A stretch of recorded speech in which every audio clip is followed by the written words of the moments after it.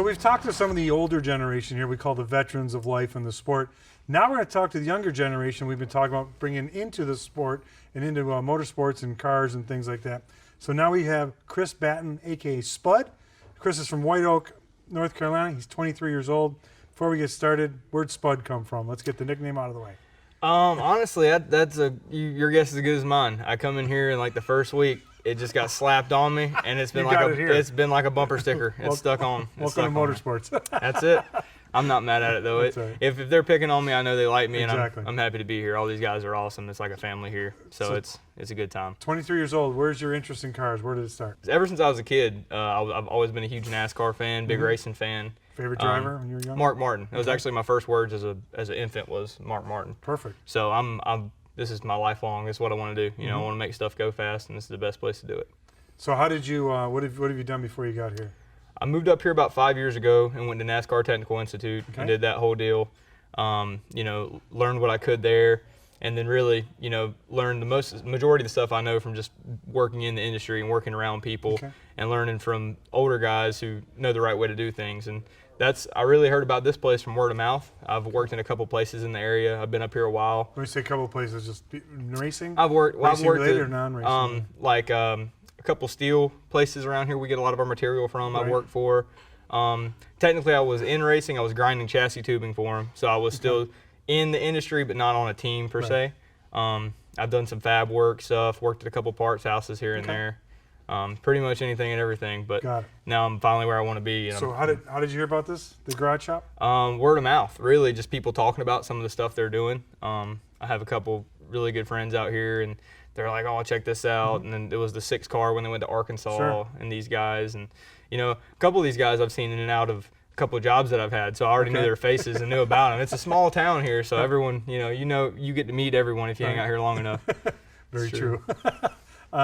So you heard about this and you walked in, and did you call up there? Did you walk in? How did you do it? I was actually working part-time at Advanced Auto down the road, and Tony and Spencer, Aaron's sons, come in, and they were looking for something for the Tahoe, and I seen the name on the shirt, and I was like, I was probably a week from moving back home. I was just, in and out of jobs here with the COVID-19 stuff and everything, and I was like, hey, do you guys need somebody to push a broom, anything you guys need done? They're actually perfect timing, because they just got the building across the street and needed somebody to come help move all the stuff.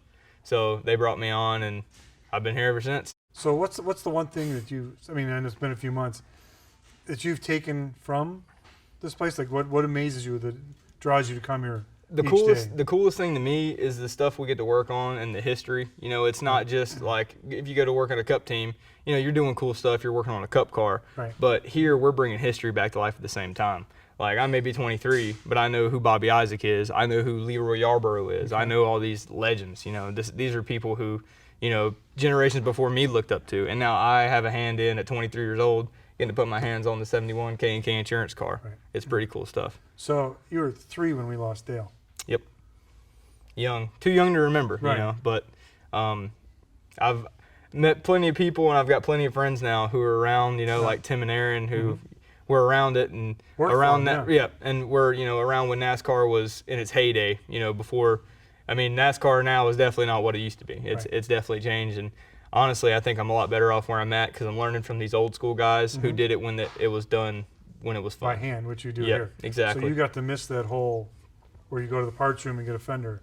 What you're doing here is what was done 20 years ago. Right. The ingenuity in it, and that's a big thing to me, is being able to think about stuff and lay it out and just use your own head and your hands, and then the finished product, you actually made something yourself, which not a lot of people can say they can do. And it's not all rocket science. It's simpler than a lot of people think it is. It's just a matter of learning, and learning from the right people. So you just touched upon something. You're 23. You said not what NASCAR would used to be. Just a random question. In your 23-year-old mind, I mean that bad way, what could be done to make it better or reconnect the way it was before? In the sport? Yeah, in the sport. Honestly, I'm a big short track guy. Bristol's my favorite racetrack on the circuit. It has been since I was a kid. And, like tracks like North Wilkesboro, I know Dale Jr. went out there and cleaned it up a little bit for the iRacing guys to come scan it, which was awesome. But, the mile-and-a-half stuff, the cookie-cutter stuff, the ingenuity's not in the sport anymore. And I think that's what a lot of people miss is that side of it. And the younger generation, too, is a big part of it because they don't understand that, you know, because a lot of the old guys are moving out of the sport, and so you get these new guys in here, a lot of engineers and stuff, but they're not old head engineering. Sure. You know, they're not the old breed of guys that used to be in there. So iRacing, we all know is popular. Right. You know, many ages. I think the concept is my 2 cents, maybe, that they think they sit there and that's real racing because they're doing a computer. Right. There's no risk of getting hurt. They don't have to pay for anything they wreck. But in real life, in this sport, you know, if you break it, you got to fix it and you can get hurt. And there's a couple guys in the sport, like, you know, William Byron, who have come from it, which is awesome. Sure. That, you know, they're using that technology and those platforms to get where they are now. But to me, man, I like getting my hands in it, just doing it. You got to get dirty to learn it. So that's the best way to do it. Favorite thing you've worked on here in the few months you've been? Probably the Daytona, for sure. Okay. Just with the history. I mean, I've worked on, you know, all of Darrell Waltrip stuff over there is just so cool. It's like a blast from the past. His haulers outside. Yep. Like, I feel like it's like heaven for me. I walk in there and just like a kid in a candy store. Everything here is fun. I haven't done anything here that I haven't enjoyed, that I haven't liked. We just get to do so much cool stuff all the time. That's all we do. And it's the best job I've ever had. I mean, it's the funnest, most interesting. Wait. Aaron's not here, seriously. Oh, no, I don't have to butter it up. He asked me a lot of times why he even pays me, because I show up and I'm just happy. He's like, why are you here this Monday? Let me give you a hint. Don't talk him out of that, okay? It doesn't bother me. I told him they got to beat me with a stick to get me out of this building, so That's good. I'm just absorbing all of it, learning everything I can from guys like Tim and Aaron, you know. Ed Goff comes down. We have so many good people that are the best in the business. Right. And, you know, you put all these great minds and great hands in the same building, you're bound to have really, really cool stuff produced. Mark Twain once said, I never learned a whole lot by talking. That's right. So I think you've absorbed quite a bit so far. Yes, sir. What would be something you would really like to do? I'm really looking forward to going to Bonneville. Okay. I'm a big history guy. You know, I'm 23, good. but my mind's, I'm That's an great. old soul, I guess you could say. I was raised by older people. So the history behind that, just everybody that's been there, like Bobby Isaac, and, you know, just you see pictures from the 50s and 60s of guys running out there all the time with no safety equipment, just balls to the wall, and it's just awesome to me. I'm an adrenaline junkie. I love it, and that's what I'm here for. Well, I think of, you know, when I was 23, Bonneville Soft Flats wasn't even, you know, something I think about, but I think it's great that of your age, and I don't mean that, like I said, in a bad way, but I think it's great that you're looking forward to something like that, which means you're going to stick around here and keep learning. Oh, yes, sir, absolutely, as much as I can. Okay. Yes, sir. Perfect. Thanks, Bud. Yes, sir. Thank you very much. I'd say we like to do the impossible and be successful at it.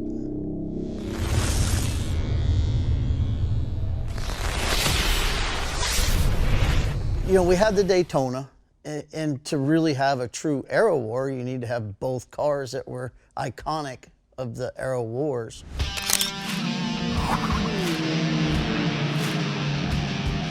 Everybody knows Richard Petty. Everybody knows Bobby Allison. But Leroy Yarborough and Bobby Isaac stomped them all over the racetrack in 1969, 1970, and nobody knows that. And I think it's a story that needs to be told. I think we'll be all right with that one in the middle, Tim. We shouldn't lock that down until we do the deck lid and all that. To me, what we do here is we kind of bring some history back to life, like things how they used to be, with kind of a new twist, with a little bit of resources behind it. And we do it with style. Aaron has this giant sandbox that he lets us come play in. And he shares with us. To me, it's like art. When you're done, you're just really proud of your work and what you accomplished. So you want that package straight under this line? I'd butt the package tray up right to that bead wall. I think that'd be a good place to go. I'm in constant contact with people like John Force and all the guys at Don Schumacher Racing, Andretti Motorsports, Joe Gibbs Racing, Dale Earnhardt Jr. The garage shop is so unique in that it's small, it's compact. The stuff that comes out of this building right here, second to none. I get to drive these cars, but really it goes back to our creed. The cars are the stars, and the people that work on them, that create them and build them. To me, it wouldn't be possible without each and every one of their talents. And every day you want to get up and come here. Not where you dread going to where you have to work, if you want to call it that. I don't like that word. We're back to the old days of having fun. Welcome back. We're talking with one of my favorite cheeseheads in the whole wide world, Tim Clements. Comes from outside the Milwaukee area. He started his first job ever was in a body shop up there. You worked your way into the NASCAR ranks, had a good career there, and now you're kind of back here at the garage shop as a fabricator extraordinaire. What is it about this place that you just love so much? Well, that's a tough one. I like Aaron a lot. Yeah? He's like a brother to me. Okay. He helps me out, does whatever needs necessary. But this is old school. I mean, this is back to the old times. And we have to build everything and make everything because everything we're doing is custom. Right. So there's no going somewhere and buying the parts. I mean, I'm using all the skills that I got while I was in high school. I can use a lathe, a mill, weld, and it's just hands-on, way different than working on a NASCAR team. So what teams did you work for in NASCAR? I worked for Dale Earnhardt Incorporated. I worked for Robert Yates Racing and Joe Gibbs Racing. 3 of the big names are very good. Yeah. And what was your job with them? Fabricating? Hanging bodies, Okay. considered a body hanger. Okay. And then I got labeled as a speedway plate. Ended up doing all the speedway So stuff. you made cars go fast at Daytona. Fast. Talladega. And quite successful with some of them, weren't you? Oh yeah, we had the program at DEI. That nobody could beat us. We had all this program. Dale was excellent. Full disclosure, Tim and I worked together at Dale Earnhardt Incorporated back in the day, and I was witnessing in Victory Lane for a lot of the work that you guys did back at the shop. What was your favorite win there? Boy, You got to pick one. There's a lot. that's a tough one. Okay. You know what I mean? Because the first big speedway win was when Dale passed, so that was So kind Michael of a bummer. Waltrip, 2001. Michael Waltrip won it, and it was just there's so many. Probably my favorite win would have been Dale Jr.'s first win at Texas. Got it. That would be my favorite Okay, one. very good. Give me real quick. What was Dale Earnhardt like to you? What's your favorite? He was like a father. Yeah. I mean, the guy was just great. If you could take all the people you know that are great and put them together into one, that's what you'd have Dale. That's a pretty good description. And he messed with you all the time. Well, sure he did. He let you know. But if he didn't mess with you, he didn't like you. That's he liked right. you, right? Yeah. So the guys that were ignored, they thought, I'm clear. He didn't like my beard, so he was always giving me a hard time about that. Probably because he couldn't grow one. All right, so now you come here, and how did you and Aaron meet? We met at DEI. Okay. Aaron started working there in research and development for the RAD deal, and that's how I met, remember that. Yep. Yeah, and that's how I met Aaron. And from then on, it just evolved. You know, I mean, great friendship. So how did you end up here at the garage shop? Through Jeremy Jenkins, when he was still alive. He was doing some work for Aaron, and he asked me to help out and do stuff. And then Aaron and I got hooked up, and Jeremy got sick and passed away, and here I am. So how long have you been with him? I've been here since the beginning, since Aaron's been in this building. Which was Going on 5 years, Thank I think. give me a time reference there. So 5 years, you have built a lot of amazing things. You've had your hands on that. What is it when you first got into? Did you have to was it great to bring those skills back, or that you had before? Because like you said, everything's done by hand here. Absolutely. Yeah. It's more personal. Doing things here because it's a small shop, small group of guys. We all have to depend on each other. Right. And what it is try to make each other better all the time. Got it. You know, teamwork, real teamwork. Right. Where you want to help somebody, some of the younger guys in the shop do quality stuff and turn their lives into what they want to be, living a dream like we are, Tim. Exactly. So that just got me thinking. So when you were coming up through the ranks, you had people help you, Yes. and now that we're both Yeah. gone past 45, 50. Yeah. Now it's on guys like you to share that knowledge with younger generation to keep this going. So how's that make you feel knowing that you're teaching someone what you learned from someone else? Well, it used to be the old men that I looked up to and showed me a lot of things. Now I'm the old man. Right. Of all the things you've done, what's the most rewarding? Going to the track and seeing the results. Now when you say the track, you refer which? Well, like Bonneville, Okay. yeah. I haven't been Arkansas yet. I'm looking forward to that. But Bonneville was awesome, even though we had such crappy track out there. I mean, the track never evolved, which is just a weather problem. So when you're growing up, you're in Wisconsin. You know about the Bonneville Salt Flats, not knowing that one day you're going to be there participating. What was it like when you first got there? Dream come true. Really? Yep. Yep. And oh my God, is it bright? Because of the salt flats and the Yeah. sun reflects off. Okay. Yeah. So what was your first impression? Like I know people talk about they go to Daytona and they come through the tunnel and go, oh my gosh, look at this place. Holy. Okay, it's a good holy. That's good. It was a holy moment. You for can't see across it one way. But yeah, it's so It's- flat. It's flat, you can't Tim. That's why it's called the Bonneville Salt Flat. But you can't see across it. Okay. So when you made the car made the first run, you were part of that, and now there's some records that have been broken there, correct? Yes. Okay, so you were part of that. How rewarding is that, knowing that something you took from a jig, and you assembled, and you hauled it all the way out there, and cut it loose on the track, and now you set a record?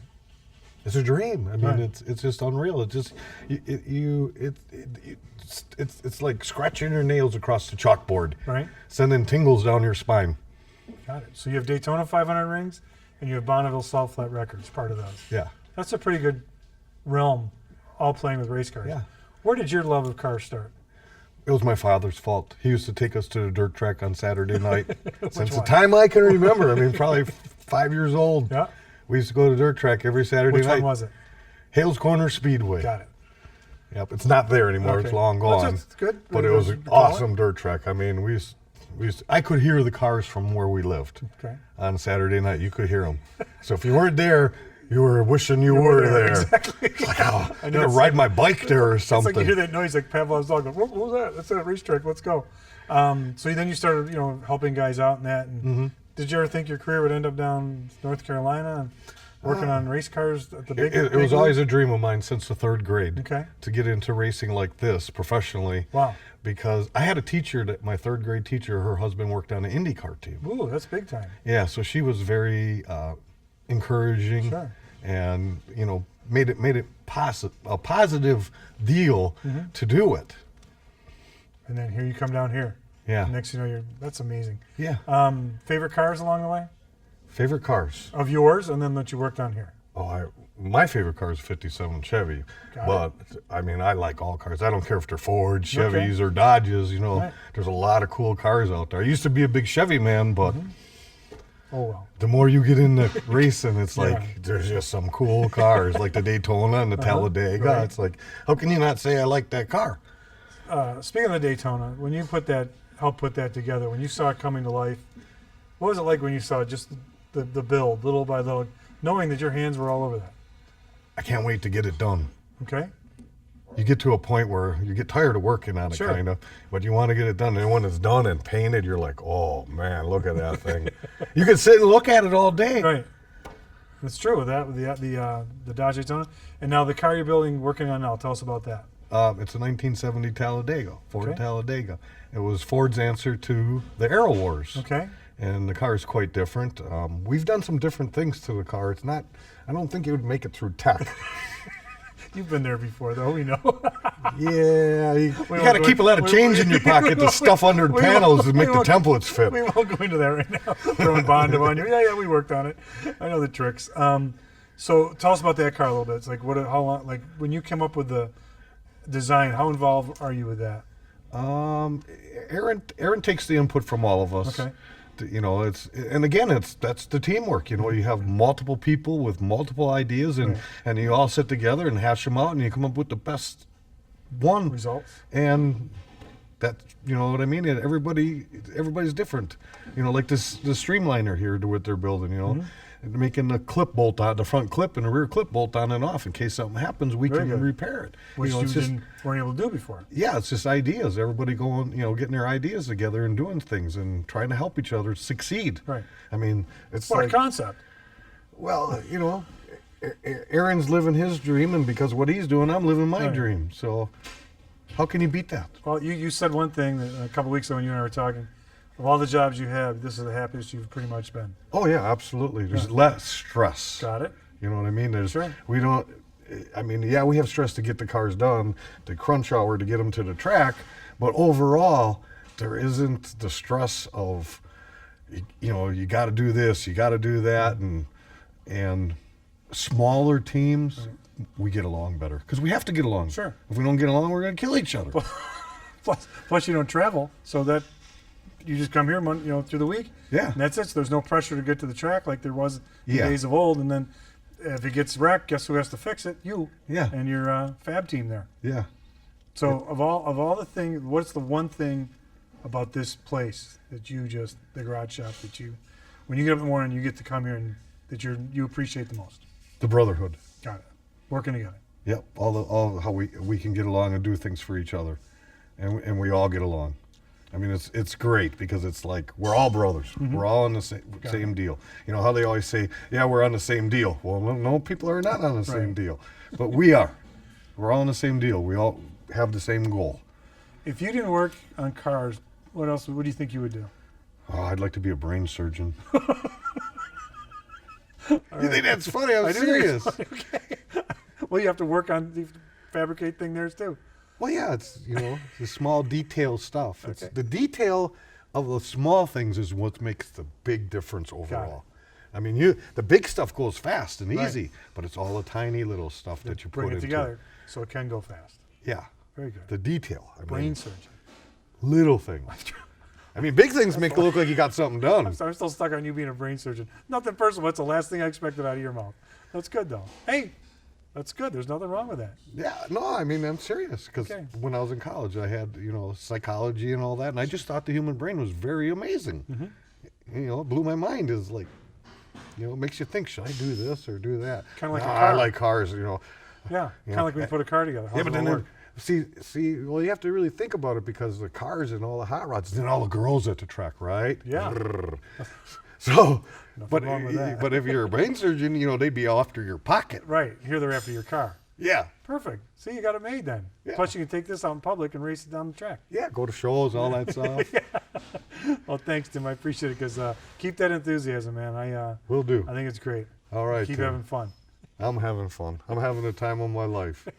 No matter how bad it gets, I just enjoy life. That's good. Thanks. You're welcome. Boom. We're official now. We got the little thing.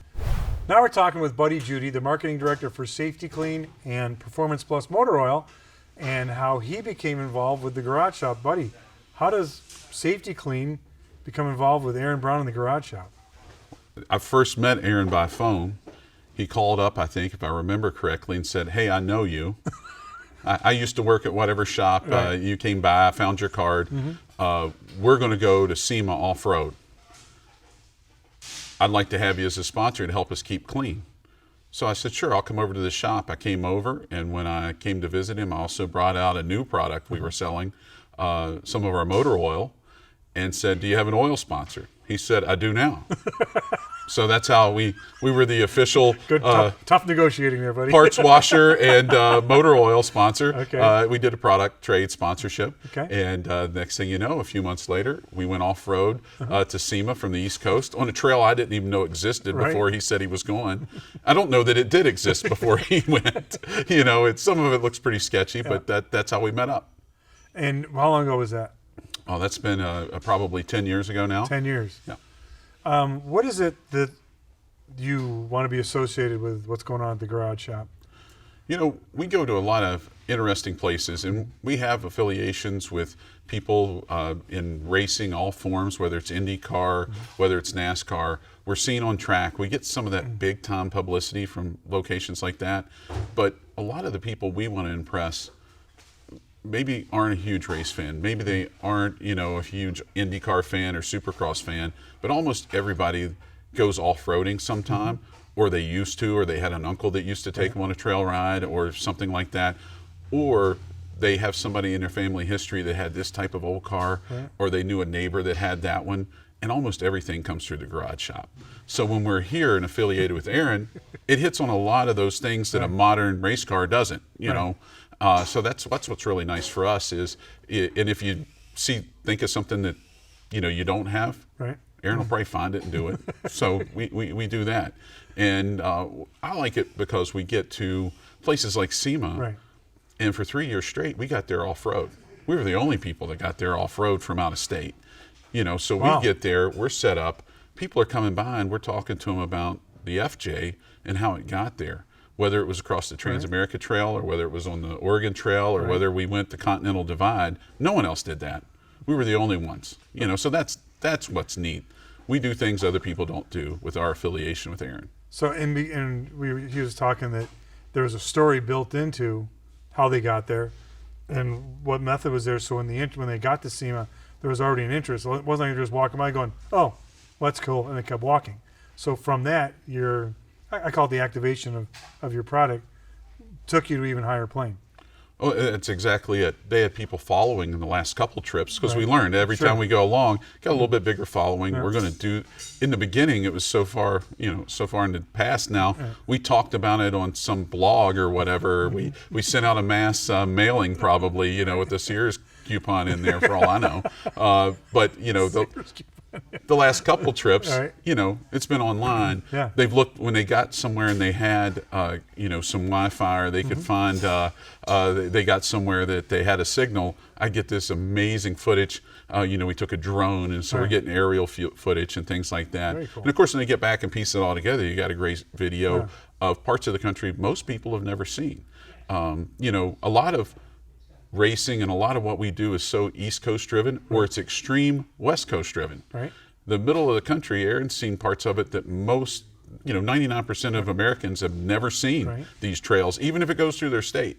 So that's what's interesting is people are getting I wonder how many people have went to visit something that Aaron showed them. Right. Right? Like, oh, They that's didn't know like that other old stuff. mine was there. They didn't know this Right. old, house was there, and it's on a trail that you can get to. And to me, it's you might joke, might drink a few beers along Sure. the way, all that kind of stuff, adult things, Sure. but it's really family oriented because Right. I think a lot of people see it and think, hey, I could go there with the dirt bikes and the kids. I could go see that. I could go do that, and that's kind of exciting too. People can follow and watch what we do at the garage shop, Right. and you don't have to turn a wrench yourself at home. Right. To enjoy it, you get the stories, And with any sponsorship and partnership, the ultimate goal is to drive customers to your products. Do you think that there has been a, because people are allegiant to people who support racing or motorsports endeavors like the garage shop. Have you seen that return? Have you seen the return on your investment with everything? What we like here is when we go see a customer and you have a new oil brand. So what we're up against at Performance Plus is companies that have been around for 100 years. Right. They had a 100-year head start. So I have to tell that to our sales guys in the field all the time. Hey, we're not doing so bad to be 6 years in. These guys had 100 years on Right. us to start. But what we're ahead of them on is doing things like this.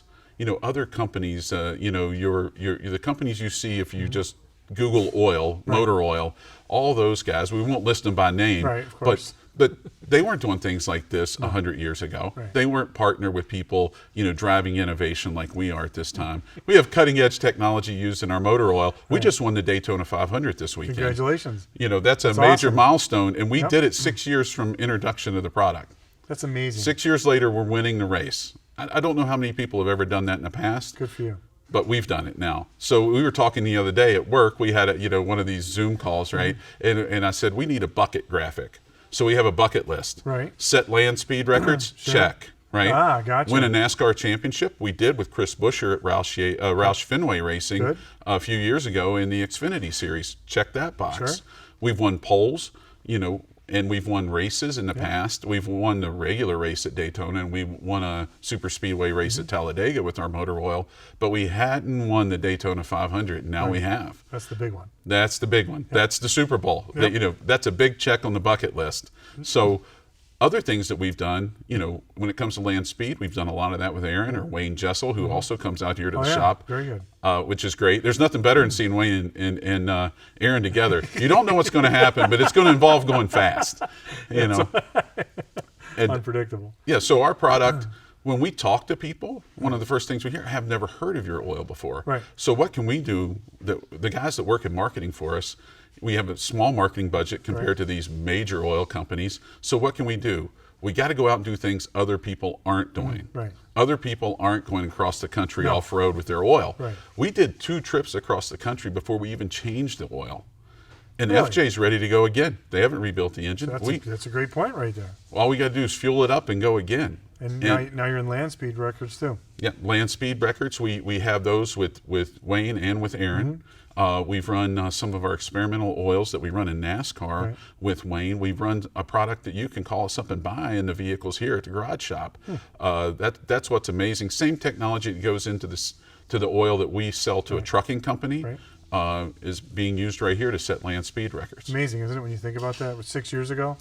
Yeah. Did you think you'd have all these accomplishments? No. I had a former boss that signed a contract with a major race team that said we were going to provide racing oil for him by the end of the year. I called up, I had this conversation with Doug Yates before because Right. we thought about coming out with our own oil years ago for racing high performance oil. And he had told me then it would take at minimum a year. Right. I had a deadline of 6 months thrown on me. And in 6 months, we had an oil on track in New Hampshire. Was the first race we ran with our oil, Right. and it performed. And if that 6 months was a whirlwind. It was, me working with guys that have a multitude of degrees, chemists and guys in labs, and and I'm the guy out here going, well, let's look at this stuff, and we're looking at what we could find other people using. We're looking at how it performs and talking to people that used to be in racing, talking to people currently in racing that worked with Doug Yates. He's got a great technical team over there telling us what they would like. Of course, they would love the perfect oil, Right. and can you make the perfect oil? And we've gotten really close to it Good. now. 6 years. Well, It's- congrats on the Daytona 500. Just so you know, you join a club. Yeah. Already existed in here of Daytona 500 winners. So Yeah, well, they welcome told us we were aboard. going to get thrown out if we didn't get one. So luckily, Michael McDowell took us to victory lane last week. Congratulations, that's good, and continued success. And we'll see what's next here with the Garage Shop and Safety Cleaning Performance Plus Motor Oil. Well, thanks a lot. Appreciate it. Thanks. All right.